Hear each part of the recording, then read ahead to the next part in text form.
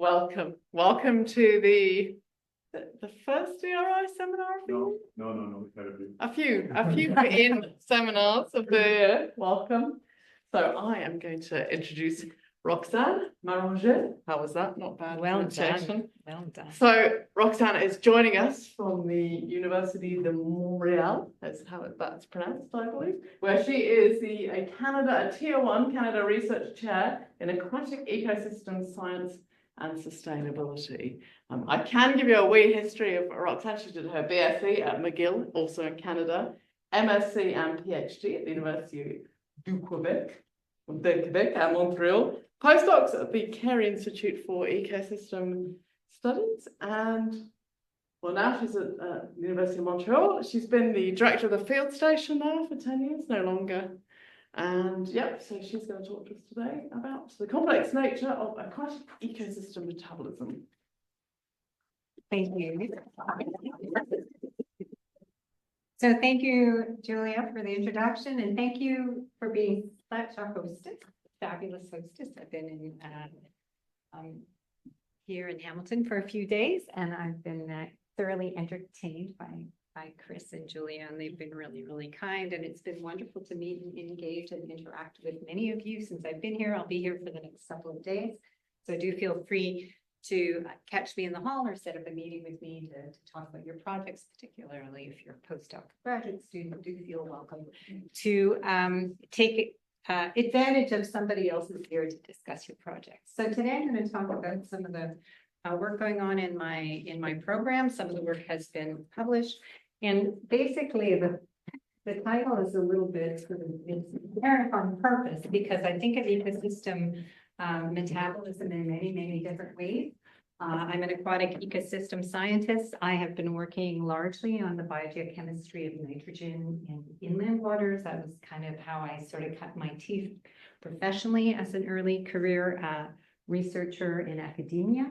And I have broad interests in biogeochemical cycling in general, and have been working largely in coupled biogeochemistry, and also a lot of land-water interactions, but also how structures, I'm really very interested now in structures, be they biotic or physical shapes, influence metabolism. And so I'm going to talk a little bit about that today.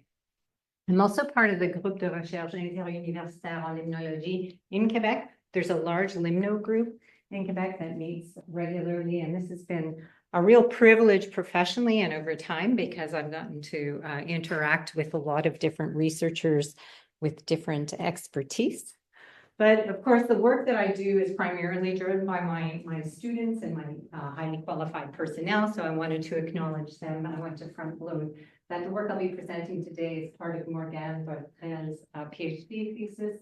Nico Fortin Saint-Gelais did a postdoc with me while I was part of a large-scale project called Lake Pulse, and Brandon Blanchette is a master's student of mine. So I'll be presenting basically their research across various themes. So when I talk about aquatic ecosystem metabolism, we're often looking at biological structure and composition. So who's there and what organisms, what are their biomass, and how are they processing material.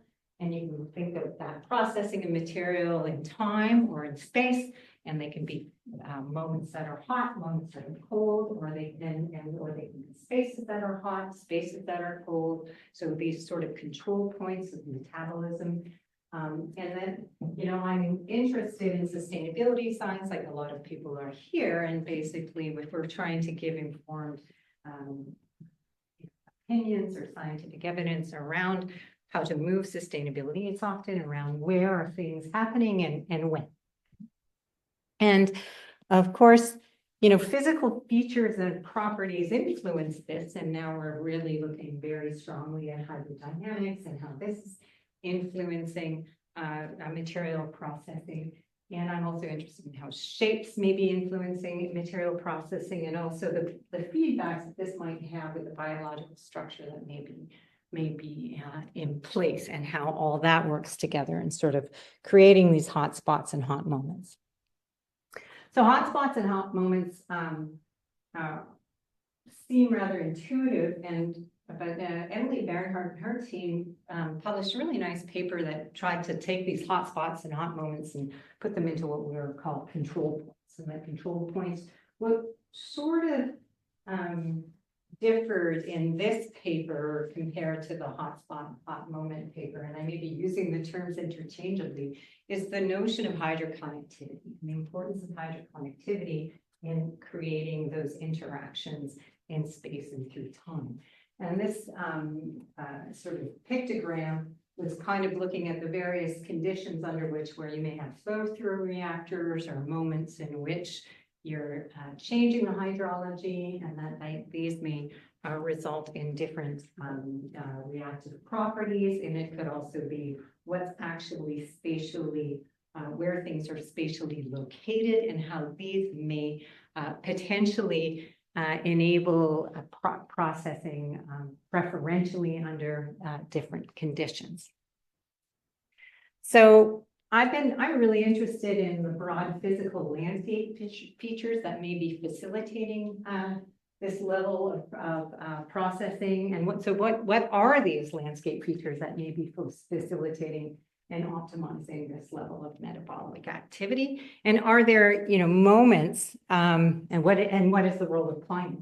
And then there are also, what are moments or intrinsic features within systems or moments within systems that may give us a more integrative estimate of metabolism as a whole.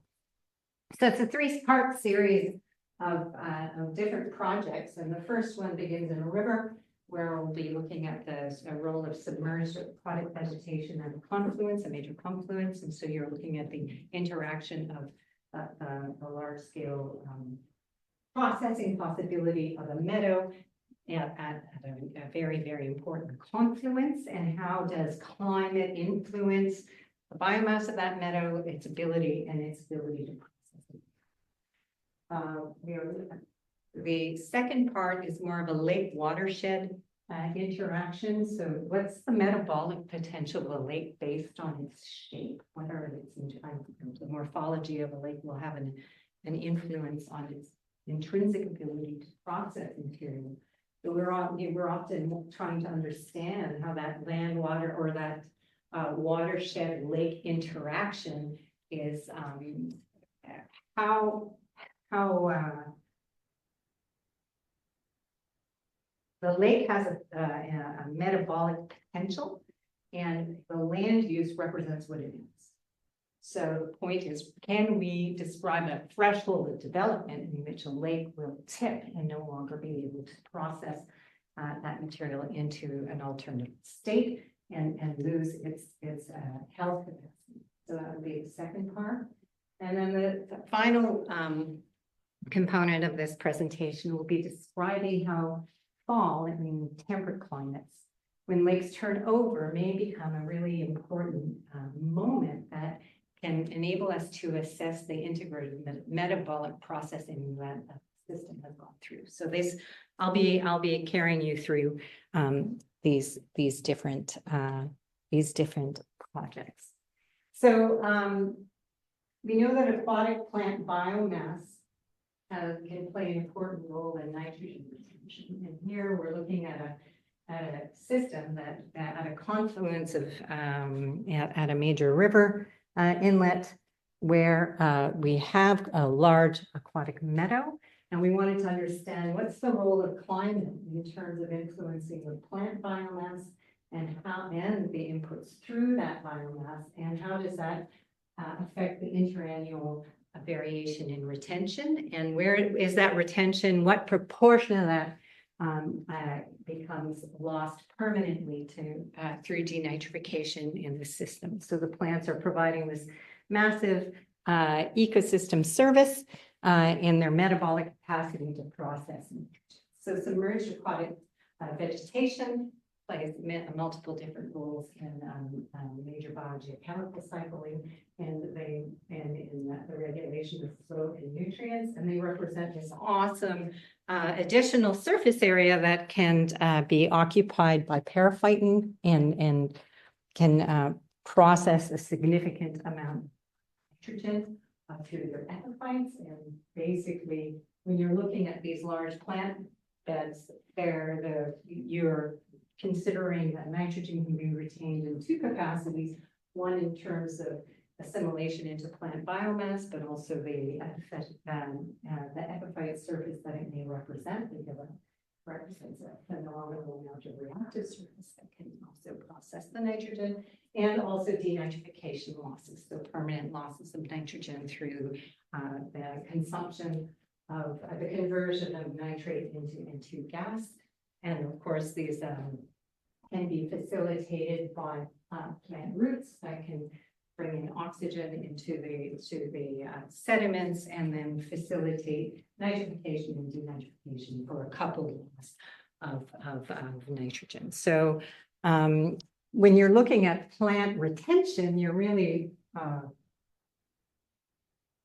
although both are valuable, denitrification loss from a sustainability point of view is kind of the ultimate objective in terms of permanent nutrient loss from different systems. So one thing is that, there's a lot of work that's done on nitrogen retention, but not a lot of work done on large rivers.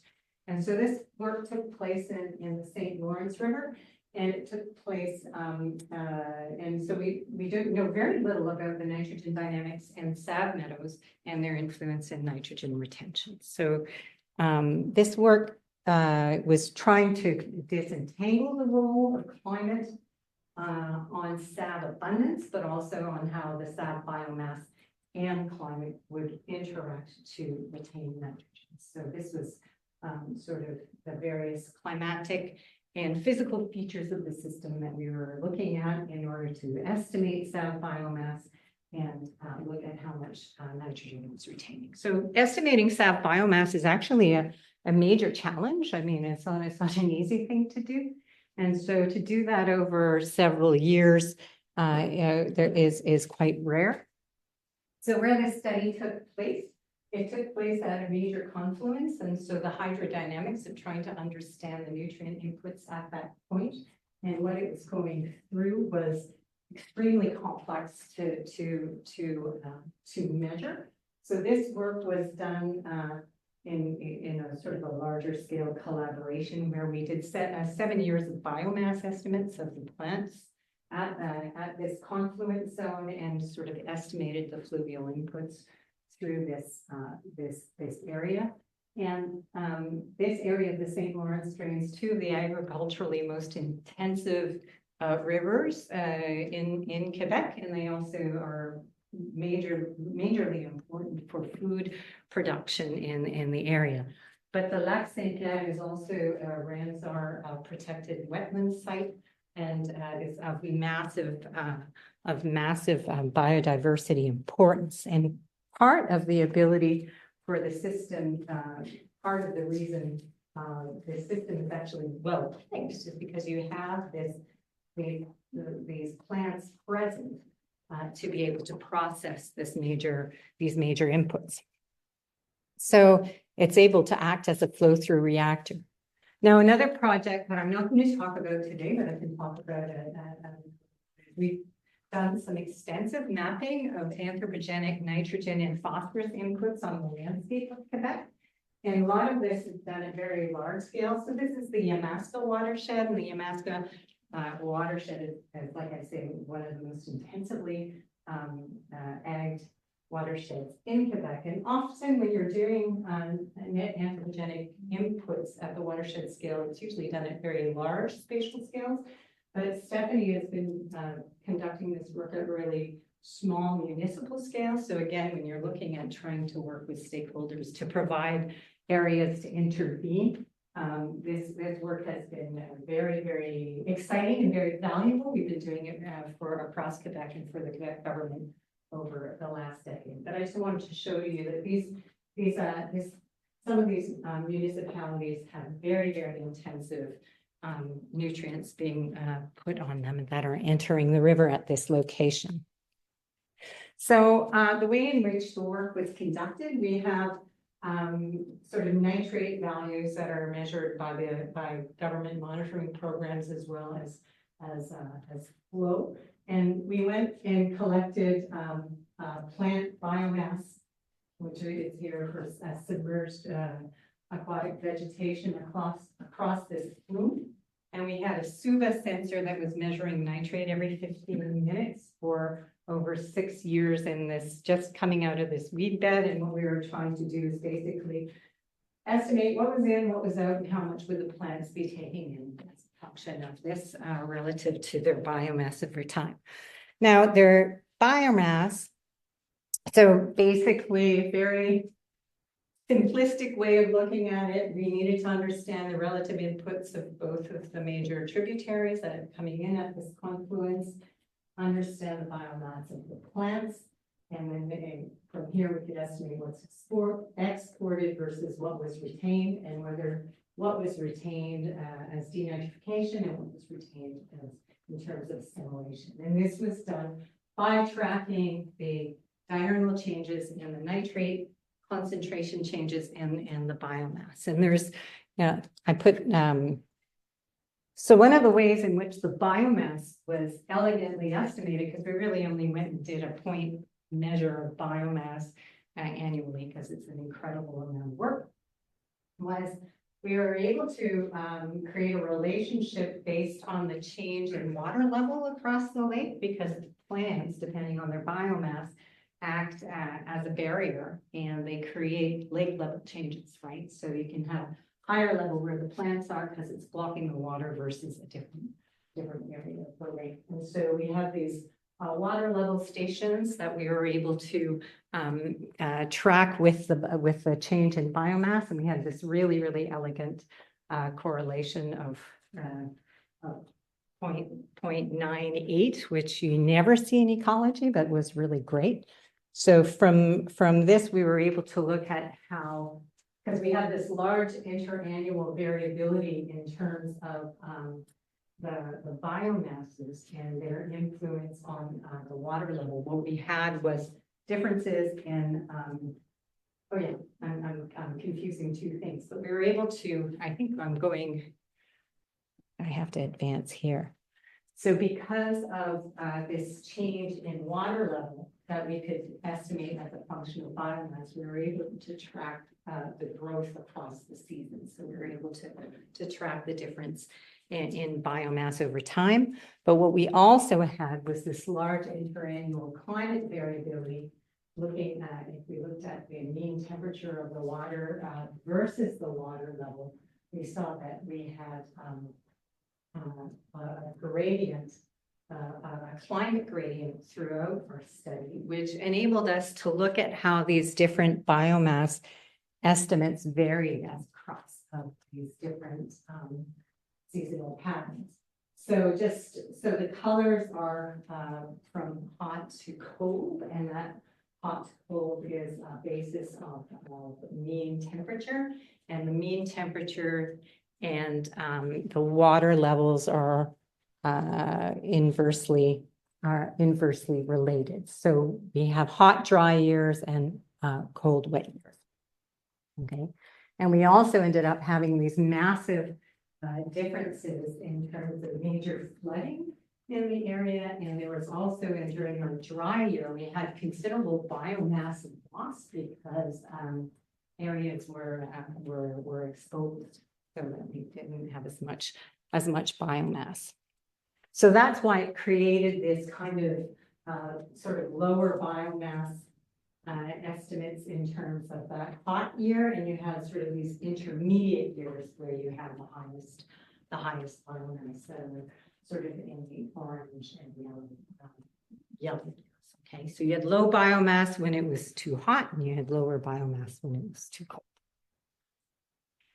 So the other thing that Morgan was able to do was to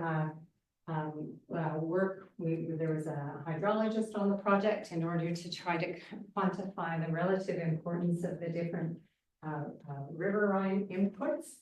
And so if you look at the different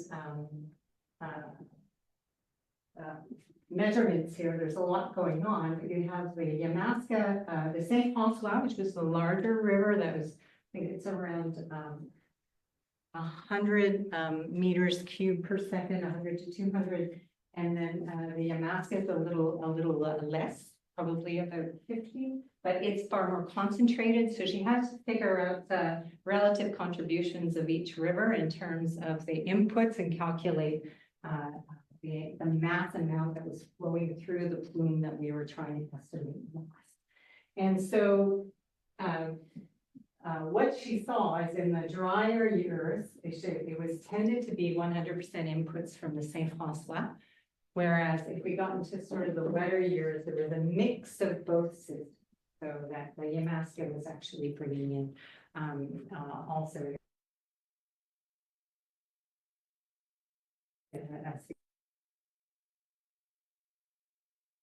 from these two inlets through the plume. And so we have these different biomasses and we have these different inputs. And then she tried to estimate, well, what's causing the variation in terms of retention across these different years. And what she found was that you had higher nitrate uptake by assimilation when you tended to have sort of when you had higher overall inputs into the system, but you had higher proportions of denitrification when conditions were warm and biomass was high. So biomass did have an influence, not only on the overall amount being retained, but on its weight. So you had increased loss relative to the amount retained. But this is always a little tricky, and anyone who works in sort of these percent retention spaces, you also have to kind of consider the overall amount that was retained. And so we're talking about a pretty significant tonnage that's being retained in these watersheds through or in this weed bed through the summer, like the equivalency of what would be the input of a city of almost 1 million people. So it's pretty significant. And but you had a large variability in terms of the overall the different amounts that are being put into the system as a function of climate. And so what you ended up having was just in sort of your intermediate warm years, where your most significant or most reactive moments of nitrogen retention, where the larger proportion of what was retained was actually denitrified. So it really was advantageous to have high biomass and for the conditions to be warmer, even if the overall amount retained is less. So climate mattered because it influenced the biomass, it influenced the input, and it influenced the amount that was retained. And it did so by mitigating how much biomass, plant biomass was present, but also by mitigating the amount that flowed through. So the next project was around lake shape, and I like to think about lake shape. I think I like to. The lake was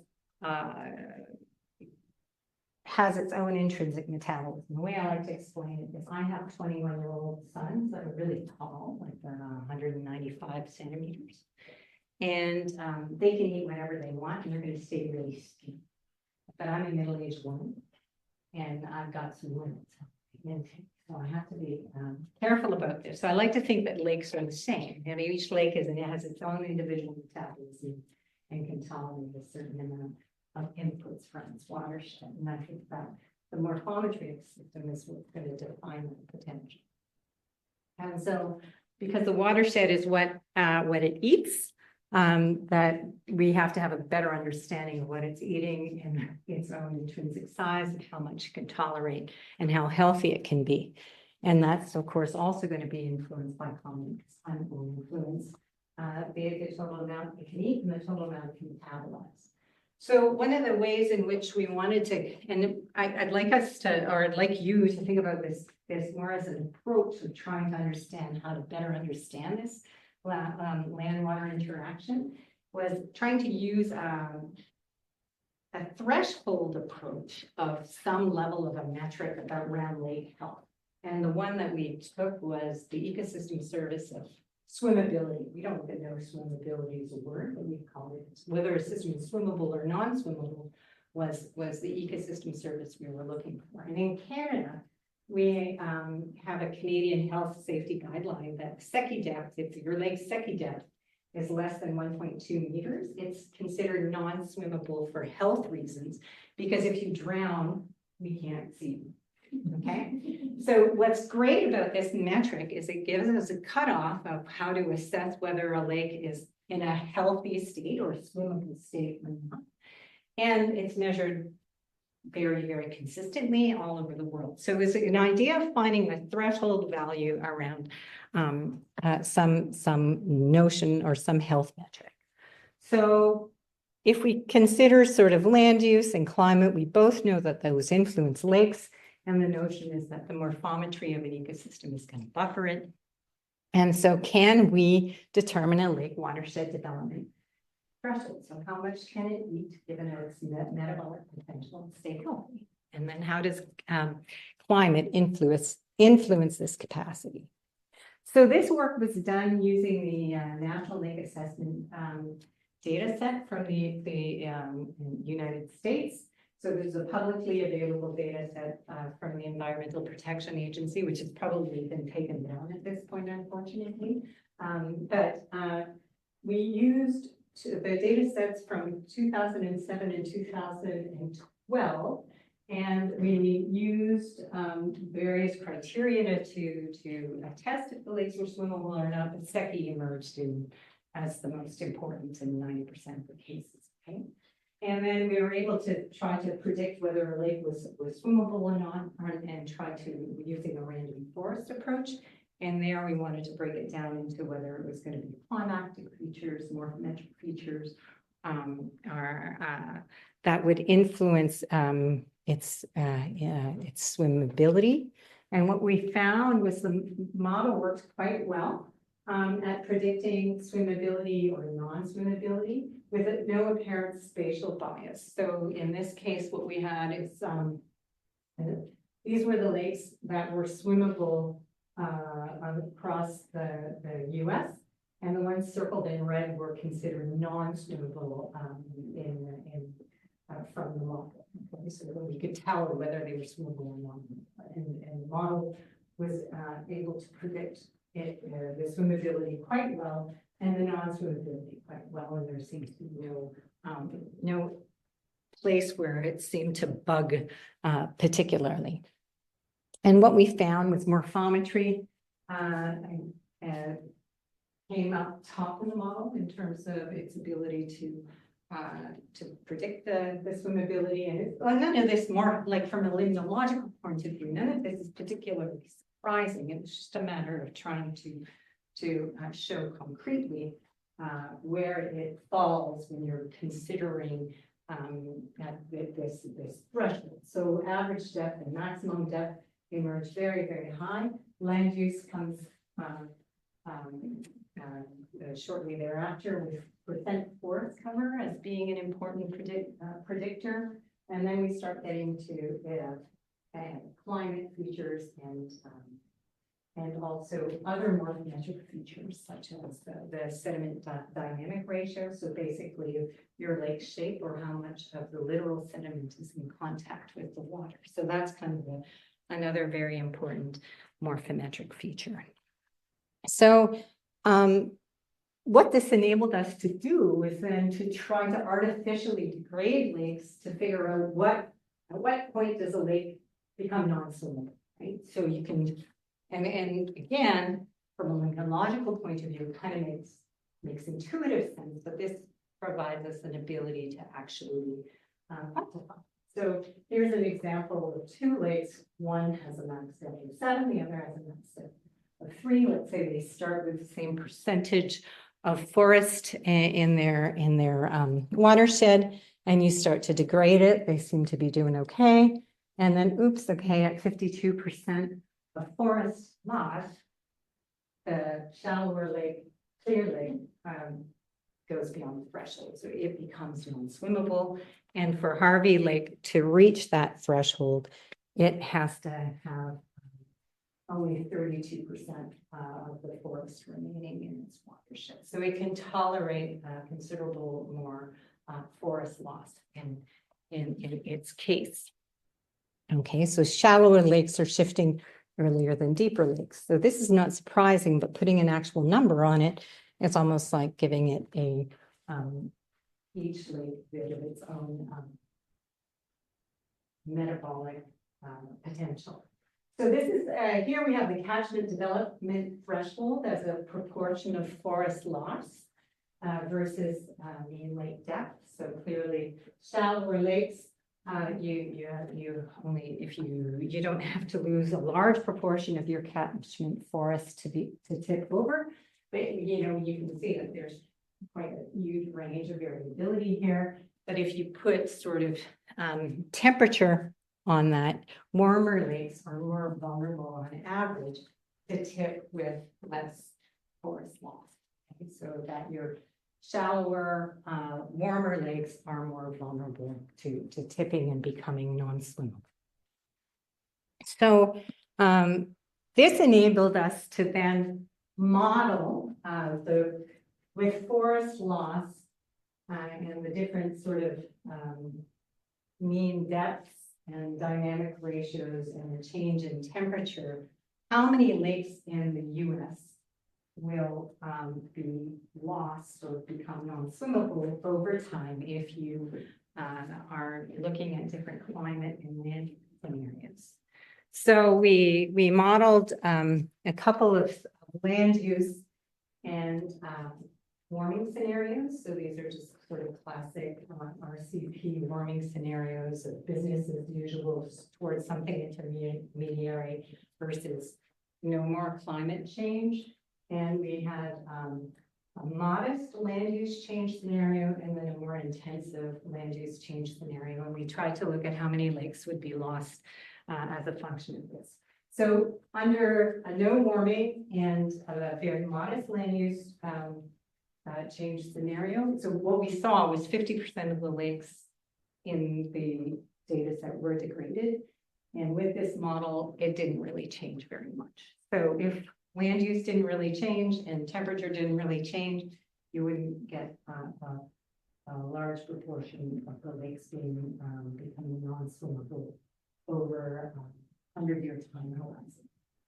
But if you looked at the different temperature scenarios and worse land use scenarios, you saw a significant loss of the proportion of lakes that would become swimmable. So with a max of 30% being lost under the most intensive land use and the business as usual warming scenario. And this, if you think about this, is that tens of thousands of lakes across the US no longer be swimmable under that context.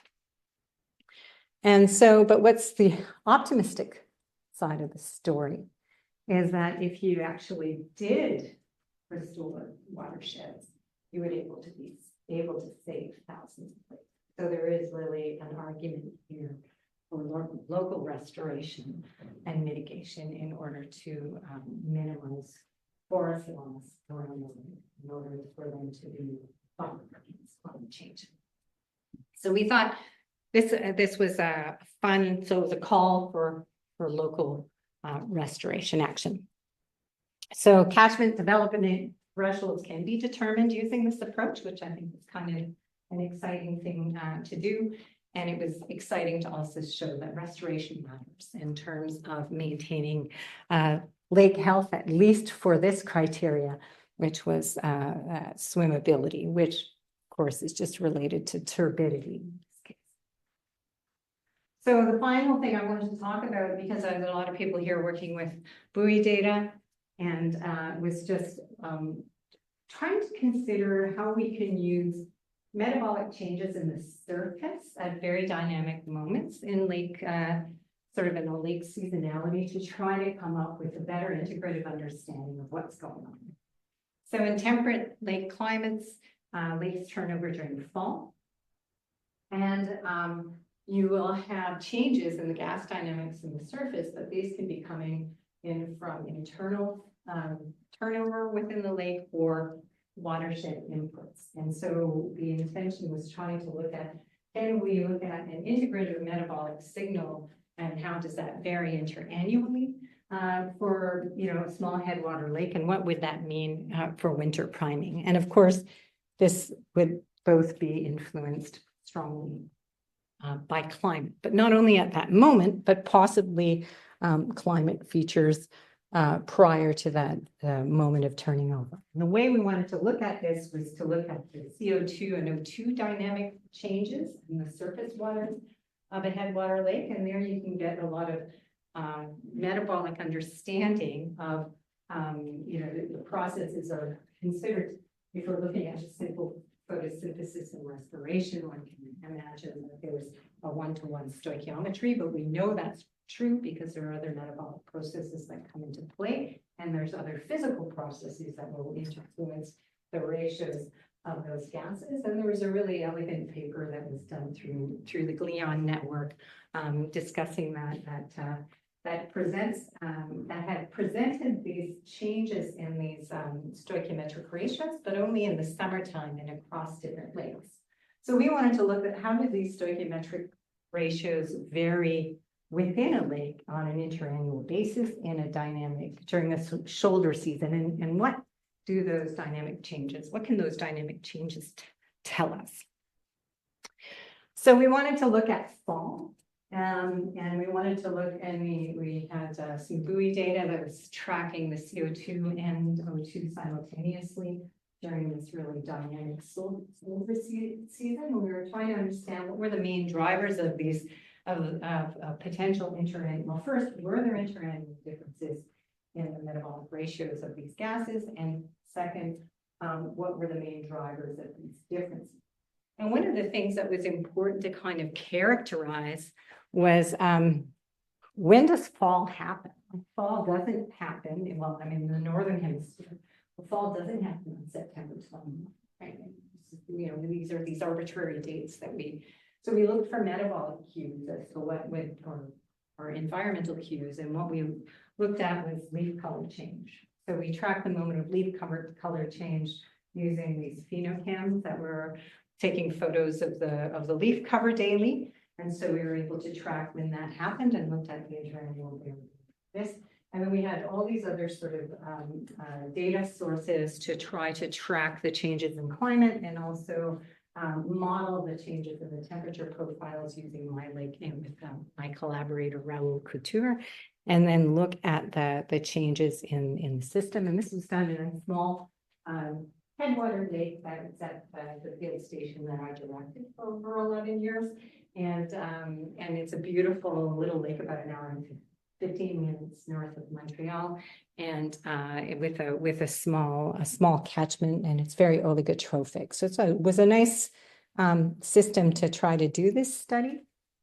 And so the start of leaf color change had a considerable variability the course of the study. Sometimes it started really early, but then they all seem to fall off in and around the same moment. So there's actually kind of a really interesting sort of variability in when fall through this trigger started and when all the leaves fell off. So, but what was really cool, and for those of you who know these profiles well, so there's the temperature profile of the lakes, is the dotted lines are when the leaves started to change color. And I found it pretty remarkably coherent with the moment at which destratification began. So it was kind of, I don't know if anybody was really shown that at that level of talking. It's not completely surprising, but I found it really pretty cool. And we didn't have complete mixing with the buoy in the system every single year, but we did have it for two of the years. And there was also, so what we ended up kind of having were these years that clustered a little bit similarly to what we saw in the first study. So we ended up having sort of these cold, dry, windy years. And then we had these hot, wet years that were occurring during the fall, okay? And so if you look here, the sort of the mean fall temperatures versus the cumulative rainfall. And so you kind of have some systems that track quite differently. And so with 2015 and 18 being quite different from 2017. So we actually ended up with this really nice gradient of lakes over seven years. And so basically what we had was we kind of had all the buoy data, and we looked at sort of the daily gas concentrations, not the real daily changes, but just the daily measures. And then what we looked at was, what happened to the surface gas concentrations from the moment of that the leaves started to change color. And we kind of just basically looked at the trends across years. So how did the slopes change on an interannual basis? And so what we had was, so this is the sort of the slopes of the different relationships with the color gradient of the different seasons for the increased delta CO2 concentration. So I call it delta CO2 because we're correcting for temperature and pressure effects in order to get the absolute difference from atmosphere. And the same thing with oxygen. So you have sort of the increase in CO2 and the decrease in oxygen during this fall season. And what you see is you have considerably more variability in terms of how much the CO2 is increasing over the different falls, whereas the slopes for the relationship for the decrease in oxygen are pretty similar across years, with the exception of 2022. But I'll get to that in a moment. So if you look at the departure signals, and from the departure signals, you could look at the ecosystem quotient, which is the inverse of the slopes of the CO2 and O2 relationships. You had they clustered largely related to the climatic differences between the years, with the sort of the colder, drier years having very similar quotients and really steeper slopes in this sort of O2 departure and CO2 departure space. 2016 had a very different slope compared to the warmer, wetter years. Okay, so we had a considerable amount of difference, but they seem to cluster in different climactic for different climactic reasons. And so we just threw this into PCA, and we wanted to look at where these years were clustering in space. And so you see that sort of the mean temperature and mean rain volume really influenced the structure of this relationship and had a huge impact on the CO2 accumulation in the surface, where you had where we seemingly had higher watershed inputs. So the notion being that a lot of the CO2 was coming in from precipitation from the watershed. And then in the colder years, the idea was that this was likely coming in from hypolimitic mixing. And some of this, what we also were marking upon, is that there would be a greater hypolimitic volume exchange, so that this was also bringing, having an influence on the gas concentrations, as well as hypoxic duration. So hypoxic duration is the length of time in which the lake bottom is anoxic. And what we're seeing, which was sort of interesting, was that there was a little less CO2 coming up from this moment. And we were thinking that perhaps some of the CO2 was actually being consumed by methanogenesis. That needs to be tested, but what we're seeing is that there's a one-to-one stoichiometry of methane production from CO2 loss is one of the dominant transformation processes in lakes. And so then we have these weird idiosyncrasies. I think 2016 was particularly interesting because there was more of a biological, there wasn't full oxygen loss in the lake. So we had higher CO2 accumulation in the surface. And I think that's because you had enough oxygen to continually fuel your respiration. And this lake is known to have a metalimnetic, an important metalimnetic peak. And then 2022, its oxygen was higher in the surface water, and we think that might be driven by higher radiation during the fall. So in conclusion, it's kind of an interesting moment to try to look and disentangle these different sort of gas properties and try to understand how these different sources are influencing the gas dynamics in the lake at this time. But I think what I found interesting anyway, was just that it did give an integrative understanding of the gas dynamics within the lake that could be captured in the fluxes that were observed during that moment as a function of overturn and the different consequences of what was going on across the different seasons. So I think that I think it's really an exciting framework to think of control points in ecosystem metabolism and to try to disentangle how these are changing over space and time, and how they can be enabled by different features, including sort of confluences, ecosystem shape, inputs, hydrologic inputs, changes in those hydrologic inputs and the reactive surfaces that may be present in terms of their processing.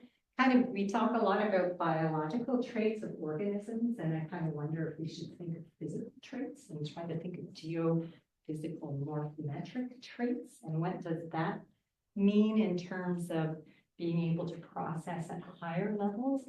And I do also feel that understanding that connectedness and these shapes may help us in better identifying areas for restoration and mitigation for future sustainability.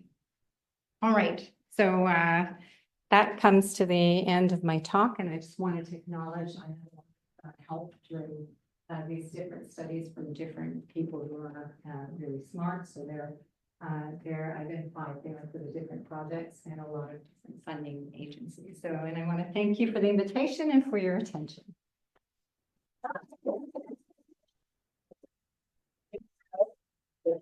Fantastic talk, and I am sure we have questions. And I'm going to see if we've got any online as well, because what have we got here? I think we have a few goodbyes. Oh, a few goodbyes. There we go. Dean ran off. He missed a treat. Questions. Who wants to start? Thanks for your talk. For the last study, it's cool how you showed that from leaf change to leaf fall, there was this slope, in CO2, because we usually think of turnover as like this single event, but it's obviously happening over time biogeochemically.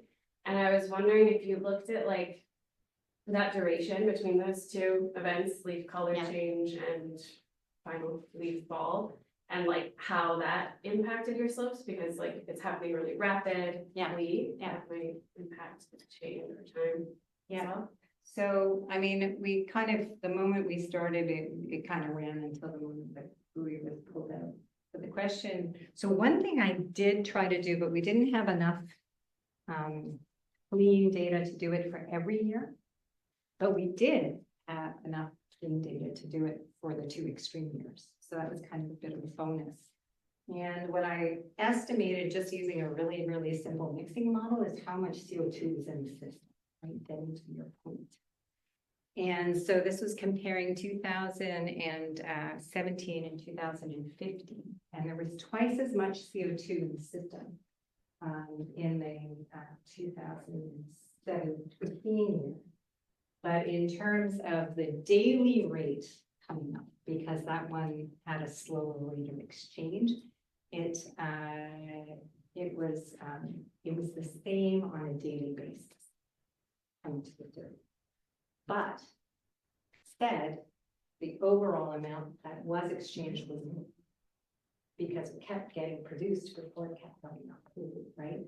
So the rapidity with which it's occurring and the overall amount that is going to be exchanged will be a function of the time. But that's also dictated by the climate. Yeah.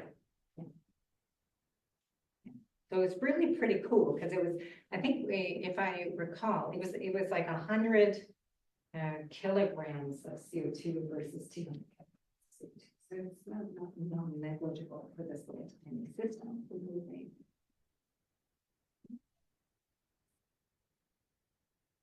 I know there's people popping up online. That's all right. We'll go Dennis and then we'll go to Two-part question, Mafalda. very short of today. So for the modeling work you did where you shifted the climate in the forestry area, that was nicely intuitive that the shallow lakes are a little bit more vulnerable to warming and losing forests and catchment. So the first question is, did you look at a scenario where you want to try to compensate for warming with forestry management, or maybe a misstep in these scenarios? Yeah, absolutely. That was what was done. And I'm sorry if that didn't come out really clearly, but this is a little bit what it, well, first off, there's a few things, right? One is if you were to reforest, right? Let's say you can identify a threshold and that you have like add 10% forest to a system. We can't guarantee it's going to go back, right? We don't know that restoration or that time lag or but what this was really was putting the different land use scenarios. This one was not much land use change versus a projected land use change scenario that was quite common in the US. And that was the whole point. If you have the double whammy of land use and business as usual for climate, it was really a mess. Okay.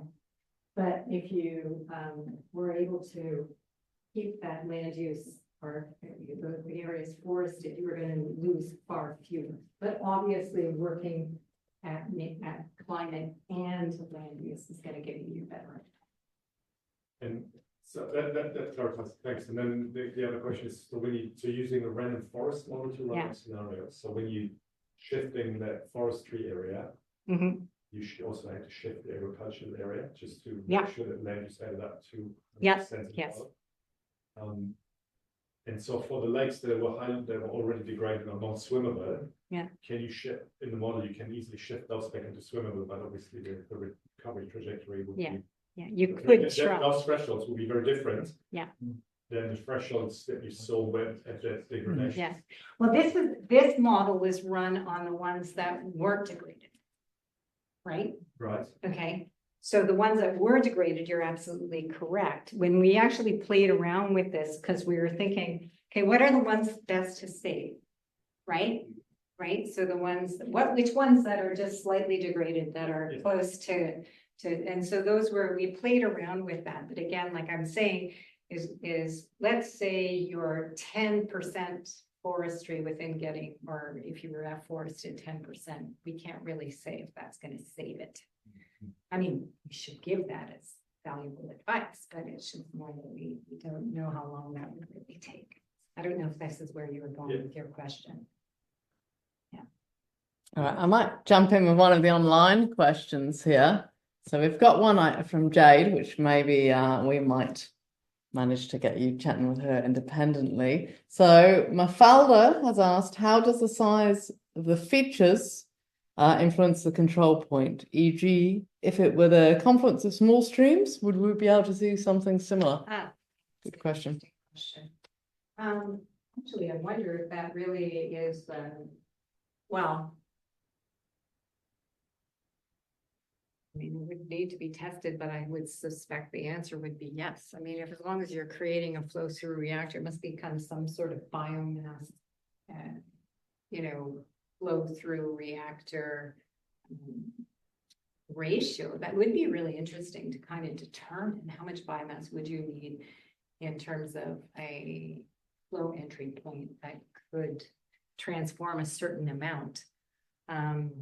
So, but I think it's obviously much more attention is paid to retention in smaller systems than in these larger systems, basically because of its complexity. So I think that would be kind of an interesting thing to test. There might even be sort of a threshold optimal flow through reaction depending on the system size. So that's kind of an interesting question.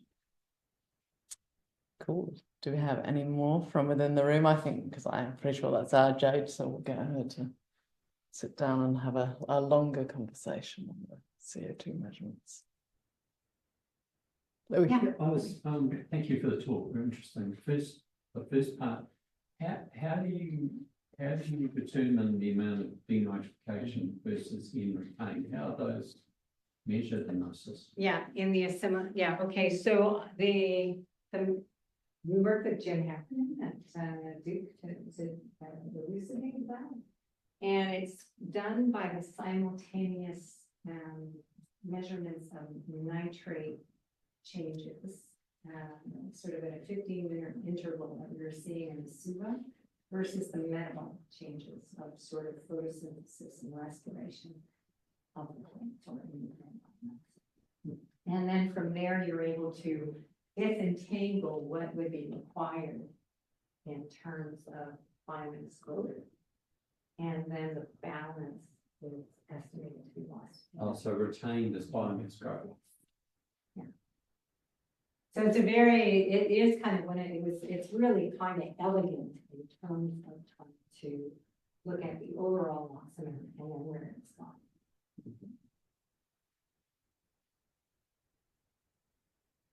All right, I'm a bit conscious of time, so do we have any last questions, or we can always I'm around sort for of- the next couple of days. yep, if or you for feel the the next need little to. bit, but maybe we'll just say thank you very much for a really great talk.